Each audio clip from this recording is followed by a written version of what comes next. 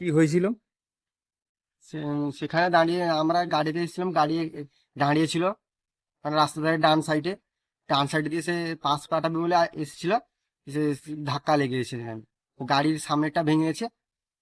আমি তোম- তো সেখানে গাড়ি নিচে চাপা পড়েছিলাম, সে পিছন ধারে পড়েছিল। তোমরা কোথা থেকে কোথায় যাচ্ছিলে? আমরা দক্ষিণ আটবানা থেকে এসে দাঁতনে টিকিট কাটতে এসেছিলাম। কিসের টিকিট?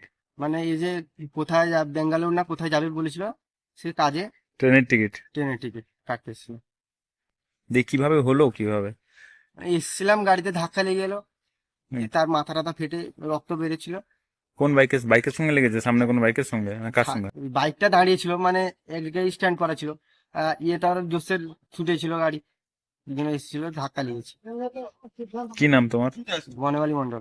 বাড়ি? বাড়ি দক্ষিণ আটবান। তোর বন্ধুর নাম? বিপ্লব দাস। বাড়ি? বাড়ি বাড়ি দক্ষিণ আটবান। কিসে পড়ে ও? 11-এ পড়েছিল, সে পড়া ছেড়ে দিয়েছে।